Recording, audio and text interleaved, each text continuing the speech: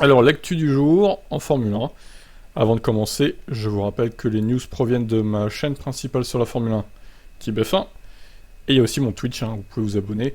On parle de F1 sur ces deux chaînes de façon constante et régulière. Les liens sont dans la description.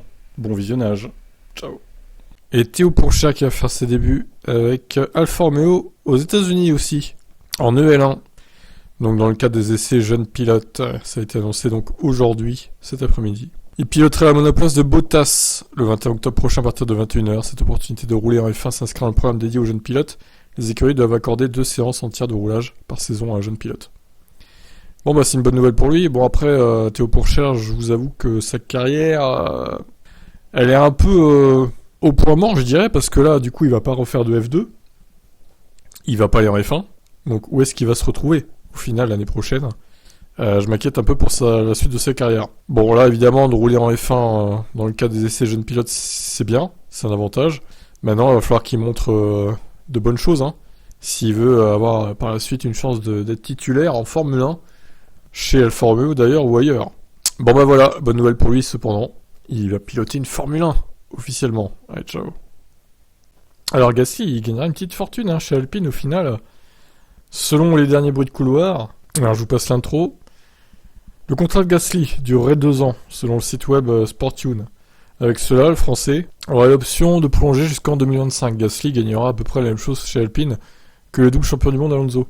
Il serait payé environ 15 millions d'euros en 2023, tandis qu'en 2024, le salaire dépendra encore du nombre de courses. Ça propulse Gasly en haut de la liste des pilotes les mieux payés de la F1. Alonso lui-même gagnera aussi un peu plus chez Aston Martin en 2023. Ok, 15 millions, c'est pas rien quand même.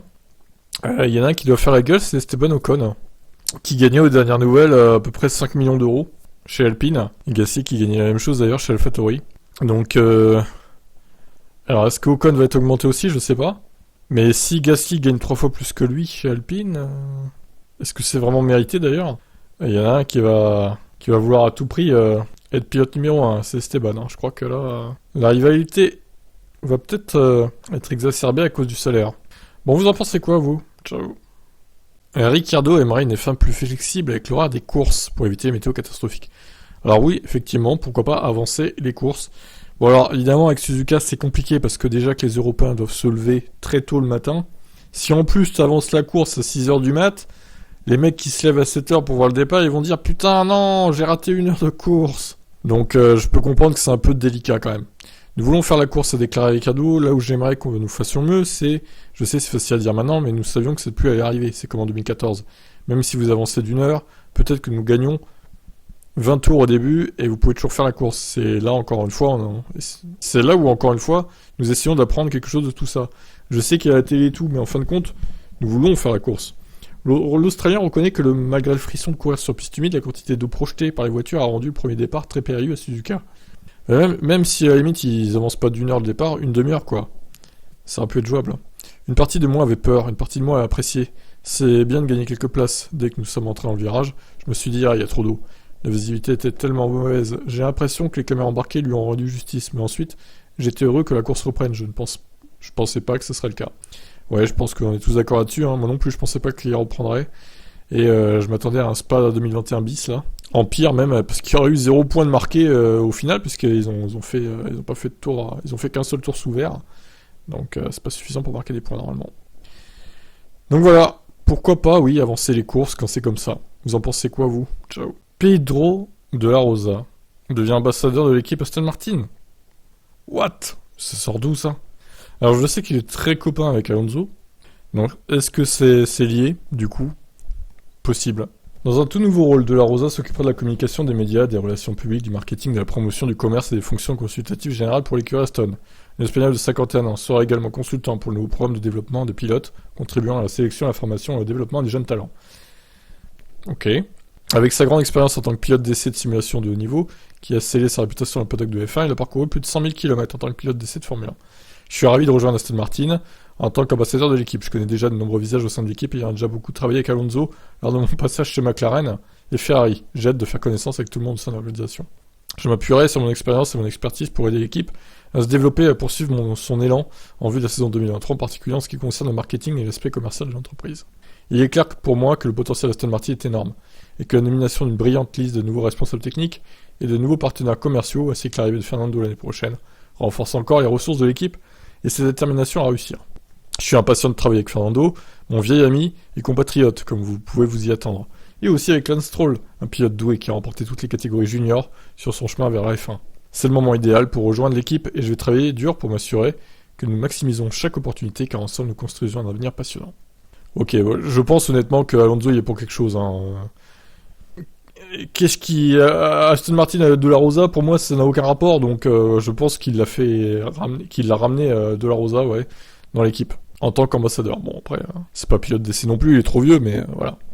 Vous en pensez quoi, vous? Est-ce que c'est un coup de Fernando? Ciao. Alors, est-ce que Mick Schumacher sera en passe de revenir... Enfin, de rester chez Haas, plutôt? Absolument. Si vous travaillez avec quelqu'un pendant 2 ans, c'est un avantage. Le titulaire a toujours l'avantage, c'est un avantage à domicile. Si vous pouvez avoir quelqu'un avec vous qui travaille depuis 2 ans, c'est mieux que de faire venir à nouveau. Comme j'ai toujours dit, vous n'avez pas le temps d'apprendre. C'est pourquoi nous avons fait revenir Kevin, parce qu'il était là avant. Il était absent pendant 1 an, mais il connaissait tout le monde. C'est toujours un avantage quand on part de quelque part. Interrogé sur les progrès de Schumacher après son 2e gros accident de Monaco, Steiner confirme qu'il apprécie voir l'Allemand enchaîner de belles performances à Silverstone et Spielberg. Je peux pas dire non parce qu'il n'a pas fait de dégâts à la voiture et qu'il a marqué des points. Ça vient quand vous marquez des points parce que si vous ne comprenez pas et vous ne développez pas en tant que pilote, vous ne marquez pas de points. Il constate des progrès chez son pilote. Mick n'a pas eu ses points par chance, mais grâce à la performance. Je l'ai toujours dit, les points sont le résultat d'une progression. L'objectif pour Haas et Steiner est désormais de valider le duo de pilote 2023 avant la fin d'année. Je l'espère, il n'y a aucune joie pour moi à vous donner une réponse que vous n'aimez pas. La réponse est je ne sais pas. Je n'aime pas donner cette réponse, j'essaie de ne pas être impoli. D'accord, merci. Bon, en tout cas, voilà. Il a un peu de position pour garder son baquet, Mick apparemment. Donc Giovinazzi, il va faire les essais 1 d'Austin, mais bon, quel intérêt en fait, je sais pas. Bon, à voir, à confirmer quand même, qu'il ne me la fasse pas à l'envers. Ciao, ciao. Mercedes a pris un coup de massue après le retour des rebonds en Barcelone. Ouais, effectivement, c'était un peu compliqué. Mike Elliott. Nous ne pouvions pas nous apercevoir des problèmes de la voiture à cause du rebond. Le rebond prenait le dessus sur tout le reste. Et une fois que nous étions parvenus à nous en débarrasser à Barcelone, nous nous disions, nous allons dans la bonne direction, avant de nous prendre un coup de massue sur la tête lors des courses suivantes. Vous épluchez ensuite la prochaine couche de l'oignon, en quelque sorte, puis vous découvrez un autre problème. En l'occurrence, celui qui était intégré à la voiture pendant l'hiver. Ouais. Nous avons pris diverses mesures pour tenter d'aller enfin dans la bonne direction. Pour gommer toutes les erreurs, il nous faudra encore un hiver. J'espère que ça suffira. Si Mercedes n'a pas pu régler ses problèmes plus rapidement cette année, Elliott estime que c'est en raison du peu d'essais dont disposent les écuries, durant un week-end de Grand Prix. Et le budget aussi peut-être, le budget capé. Nous avons si peu d'essais, il n'y a que 2 heures du vendredi avant de vraiment commencer à travailler sur le week-end de course. Nous avons besoin de temps pour apprendre. Après Bakou, nous nous écrivions un nouveau problème. Nous avons alors étudié les données et nos simulations ont fini par trouver quelque chose. Mais vous n'avez ensuite que peu de temps pour faire les essais. Il s'agit d'un problème aérodynamique. Il faut du temps pour le résoudre. Ok, et on est raté de bout en bout cette voiture quand même. Bon, elle est mieux qu'une Haas, je dis pas le contraire, ou qu'une McLaren ou une Alpine en course, mais bon, c'est la pire des top teams. Pour une voiture qui a gagné 8 fois le championnat constructeur, ça la fout mal quand même. Donc voilà, à améliorer tout ça, Mercedes, pour l'année prochaine. La FIA a-t-elle fait un départ normal par crainte de la réaction des fans à Suzuka? Perso, moi, qu'il fasse un départ arrêté ou un départ lancé, bon, peu importe du moment qu'on part, en fait. Bon, c'est sûr que c'est mieux un départ arrêté. Je suis d'accord, mais bon, après, un départ sous safety car me serait allé aussi. Après, voilà, si vraiment c'est trop dangereux, on part sous safety car, puis voilà. C'est peut-être que le mieux aurait été un départ lancé avec des pneus pluie, mais de toute façon, ça allait empirer, donc c'était juste d'éviter une situation dangereuse, a déclaré Sainz. Qui a été le seul à se cracher, Carlos. Le seul, C'est con, mais bon, c'est un fait, c'est le seul à se cracher quand même. Sainz révèle que la FIA a eu peur de la réaction du public si elle lançait la course à la safety car. Ouais, alors, par contre, la réaction du public, on a attendu plus de 2 heures. Ça, ils s'en foutent, alors qu'on aurait pu partir avant les 2 heures quand même. Au bout d'1 heure et demie, par exemple. Mais ensuite, ils nous appellent et disent « Si nous faisons un départ lancé en pneus de pluie, tout le monde se plaint que la Formule 1 ne court pas sur le mouillé. Mais quand vous voyez la situation, fondamentalement, nous pilotons réellement, sans visibilité. Alors comment pouvez-vous conduire une Formule 1 à 300 km/h sans visibilité ?» Justement, tu lèves un peu le pied, quoi. Voilà, tu es un peu plus prudent, Carlos. Parce qu'il y a que toi qui t'es craché, encore une fois, au premier départ. C'est triste à dire, mais bon... Si vraiment c'était inroulable, il y aurait eu un carnage, un big one, en fait, il y aurait eu 7 ou 8 voire 10 voitures impliquées. Bah là, non. Donc, bon. À relativiser, hein, les propos de Carlos Sainz, quand même, hein. Je vous laisse commenter. Vettel, encore lui. Très bavard en ce moment, Sébastien. Plus personne ne se souviendra de moi, à un moment. Et oui, tout le monde va oublier Sébastien Vettel. Terrible. Bon, je pense pas quand même, il sera pas oublié, il a 4 titres, le gars. Une fois, j'ai entendu quelqu'un dire, on se souviendra de vous que jusqu'à ce que la dernière personne qui se souvienne de vous meure.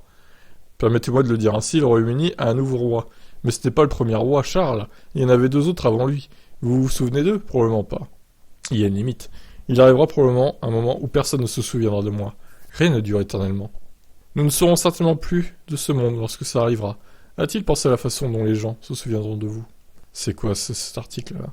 Les gens peuvent décider s'ils veulent se souvenir de moi, mais je ne serais pas offensé s'ils ne le faisaient pas. Peu importe comment on se souvient de moi, j'essaie toujours de réussir. Parfois je n'y arrive pas, mais par-dessus tout. J'essaie de toujours traiter les gens avec respect et d'être gentil. Si c'est ce que les gens retiennent de moi, ça me rendra heureux. Vettel a choisi de prendre sa retraite après plusieurs années loin des batailles en tête, mais il a laissé entendre que sa décision n'aurait pas été différente s'il était actuellement dans une position plus compétitive. Je ne sais pas, est-ce que je prendrais ma retraite si j'avais été compétitif au cours des 3 ou 4 dernières années pour gagner des courses? Me battre pour les championnats, peut-être en gagner un autre? J'aurais peut-être pris la même décision. Ou peut-être pas, impossible à dire. Mais ça m'a traversé l'esprit. Finir 10e ne me donne pas l'envie, parce que je sais ce que c'est de finir premier. Si vous n'avez jamais terminé premier, la première fois que vous terminez 10e, vous sautez de joie. Je suis content de ne pas avoir de sourire en terminant 10e. Vous devez être fidèle à vous-même, j'aime gagner. Ça semble être égoïste, mais gagner est ce qui me motive. 53 victoires en course, 4 titres consécutifs. Gagner est-il déjà devenu ennuyeux? Vous vous y habituez, mais quand vous ne gagnez plus, vous pensez à quel point ce serait bon de gagner à nouveau. Et quand vous gagnez à nouveau, c'est un grand moment, et ça signifie plus pour vous que la victoire précédente à cause du vide entre les deux. Ouh, oh là là, prise de tête, hein, Vettel. Hein. Bon, en gros, voilà. Est-ce qu'on va l'oublier, Vettel? Non, parce que du coup, il a 4 titres quand même. Un mec comme Vettel, ça s'oublie pas. Après, oui, en 2100, peut-être que plus personne n'en parlera de Sébastien Vettel, effectivement. On sera passé à autre chose. Enfin, nous, on sera plus là pour voir ça, mais bon. Voilà, quoi. C'est dans l'idée, quoi. Bref, voilà le moment de philosophie de Sébastien Vettel. Qu'est-ce que vous en pensez? Ciao. Mercedes va apporter sa dernière Evo à Austin. Oh là là, hors budget Mercedes. Pénalité, disqualification Mercedes. C'est notre dernière étape de développement aérodynamique. Ça nous donnera, nous l'espérons, un peu plus de performance, mais de manière importante. Avec chaque étape, nous apprenons de plus en plus cet apprentissage. Nous pouvons le reporter sur l'année prochaine, déclare Chauvelin. C'est une partie du problème. De plus, nous avons enlevé un peu de poids à certains composants, ce qui devrait permettre à la voiture de se rapprocher de la limite de poids. Ça serait pas mal, oui, effectivement. Depuis le temps qu'elle est en surpoids, cette Mercedes, elle a mangé à la cantine, elle aussi, elle a bien mangé, hein. Il est très difficile pour nous de prédire où nous allons être. À Singapour, Lewis était terriblement proche de la pole. C'est vrai. Après, Max s'est raté aussi. Faut relativiser. Mais à Suzuka, les 2 voitures avaient un grand retard sur l'avant. Maintenant, notre rythme de course a été assez bon. Donc si nous pouvons faire ces progrès, nous pourrons espérer nous battre avec les Ferrari Red Bull. Le problème principal, c'est les qualifs, hein, pour Mercedes. De toute façon, encore une fois, s'il s'était qualifié à Suzuka devant l'Alpine, là, il n'y aurait pas eu le blocage et il se serait peut-être battu pour la deuxième place, Hamilton. Donc bon, c'est un peu frustrant, quoi. Et la qualif pour nous est vraiment difficile à prévoir pour le moment. Mais comme je l'ai dit, il s'agit en grande partie d'apprendre et nous allons certainement donner le meilleur de nous-mêmes dans les 4 dernières courses.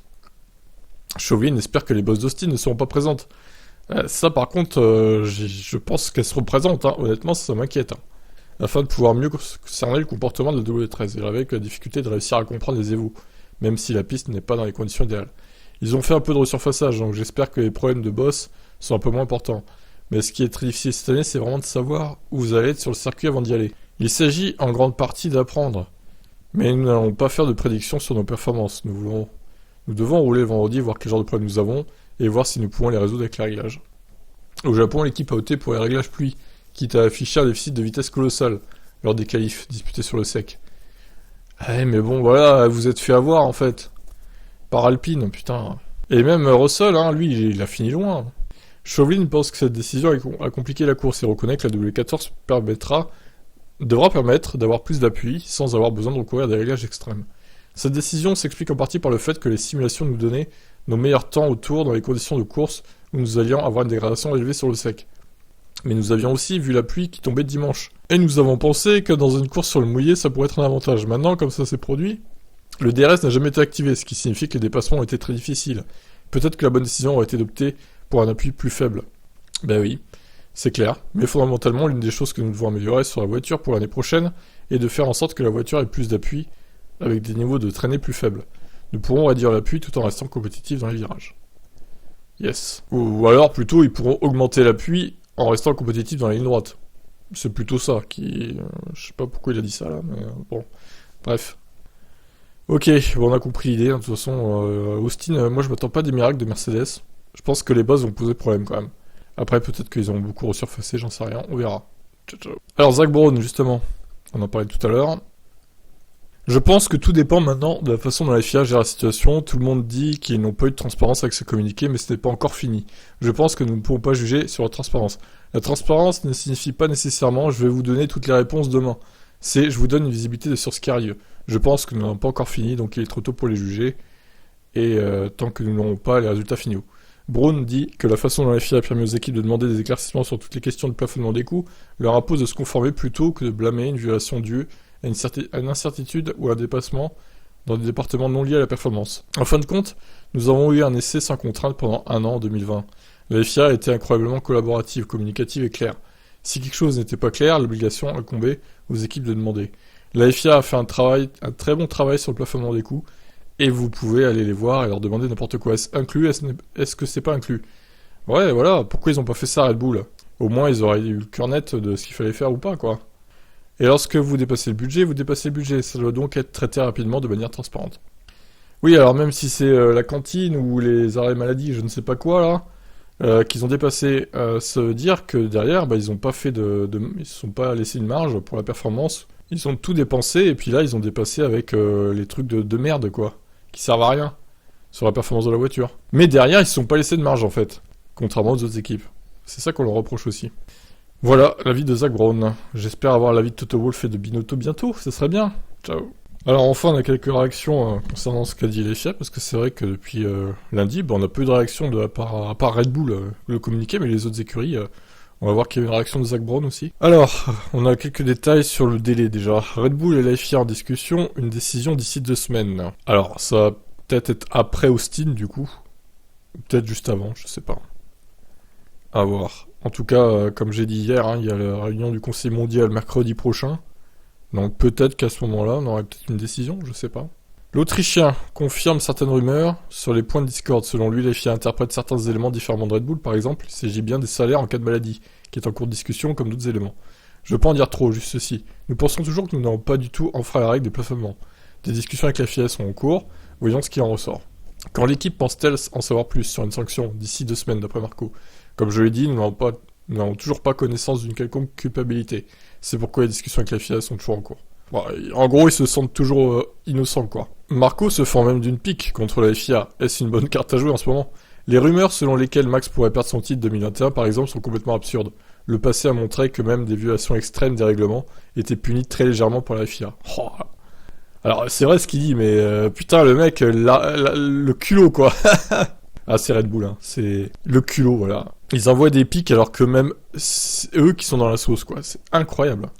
Marco cite 2 incidents. En 2013, l'équipe Mercedes a effectué un test Pirelli illégal avec la voiture de l'année et les pneus de l'année avant le Grand Prix de Monaco. Les pilotes réguliers de l'époque, Hamilton et Rosberg, étaient présents avec des casques neutres afin qu'ils ne soient pas reconnaissables.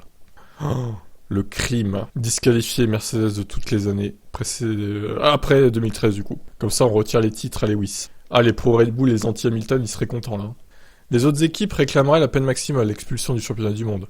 Cependant, la FIA a très légèrement puni Mercedes. L'équipe allemande a été interdite de participer qu'à l'un des tests de jeunes pilotes autorisés. Les autres équipes ont accepté la pénalité à contre-cas afin de ne pas causer de dommages supplémentaires au sport. Le deuxième incident qui s'est produit fin 2019, Ferrari a été reconnu coupable de tricherie avec un moteur illégal. Ça, c'est un peu plus grave déjà. La FIA l'a également précisé dans un communiqué, mais s'est également abstenu de sanctions publiques. Ferrari n'était obligé que de participer activement au développement du carburant synthétique. Marco ne veut donc pas commenter le fait que Mercedes et Ferrari exigent maintenant une pénalité drastique pour nous. Ouais, on sait très bien de toute façon qu'ils n'ont aucune amende. Peut-être un retrait de points constructeur léger, mais de toute façon ça change rien vu que c'est Mercedes qui a gagné en 2021 le titre constructeur. Voilà, allez, à voir dans 1 semaine et demie ou 2 semaines. Qu'est-ce que vous en pensez? Ciao. Alors faisons le point sur les sanctions possibles concernant Red Bull.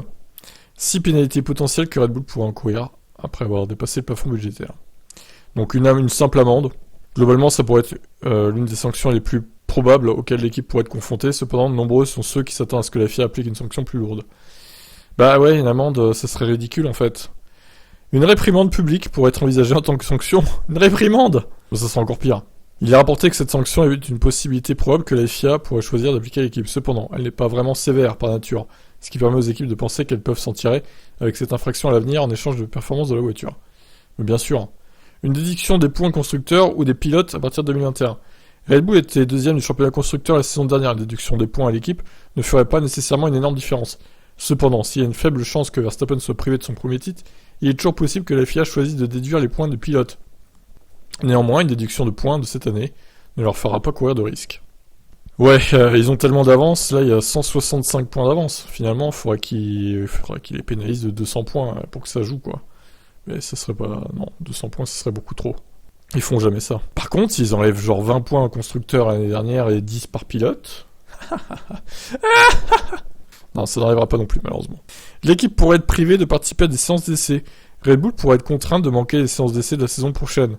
Comme nous le savons tous, les séances d'essai sont une partie incroyablement importante d'un week-end de Grand Prix, qui permet aux équipes de recueillir des données de façon dont la voiture se comporte sur la piste. Si les séances de l'équipe autrichienne sont minimisées ou complètement supprimées, elles risquent fort de ne pas être en mesure d'évaluer la performance de la voiture le jour de la course. Alors, ce serait une sanction intéressante, mais j'y crois pas trop, pour le coup, non plus à celle-là. 5e sanction, une réduction du plafond des coûts spécifiques à l'équipe pour les 2023. Le plafonnement des coûts a été mis en place pour réduire l'écart entre les concurrents. Cependant, alors que d'autres pourront dépenser de l'argent, Red Bull pourrait rencontrer des difficultés en raison d'un éventuel plafond plus bas, du coup. Ça pourrait nuire, au processus de développement de leur voiture, ce qui affecterait certainement leur chance de gagner en 2023. Ouais, mais leur voiture est déjà tellement bonne, en fait. Est-ce que vraiment ça jouera, je suis pas sûr. Hein. 6e sanction possible, une limitation des essais hivernaux pour la voiture 2023. Les essais hivernaux sont une partie très importante du début de saison. Ils sont généralement effectués sur 2 circuits différents, Barcelone et Bahreïn, qui sont considérés comme des circuits à fort appui ou moyen appui. Les heures d'essai fournissent des données vitales aux équipes pour comprendre comment la voiture sera sur des pistes similaires toute l'année. Les équipes peuvent en apprendre davantage sur les roues. Les équipes dépensent jusqu'à 20% de leur budget total pour le comprendre, de leur voiture et sur les performances sur certains circuits. Si les heures d'essai de Red Bull sont supprimées, l'équipe pourrait avoir de sérieux problèmes. Alors que l'équipe attend la décision finale, c'est d'abord à l'équipe autrichienne d'accepter sa culpabilité. Il était rapporté qu'il pourrait le faire assez tôt pour résoudre la situation rapidement. Cependant, une contestation de la décision de la FIA pourrait également être envisagée. Voilà, les sanctions possibles. Je crois qu'ils ont fait le tour, hein. Je pense pas qu'il y ait d'autres sanctions possibles, de toute façon, voilà. Bon, là, quelle serait la meilleure pour vous? Alors, il y en a qui disent disqualifier des 2021-2022. C'est pas possible. Je pense que ça aurait été une infraction majeure dans leur règlement stupide, là. Ça aurait été 5,01%. Ok, pourquoi pas, mais là, c'est catégorisé comme mineur, donc ça n'arrivera pas. Voilà, je vous laisse commenter. Ciao.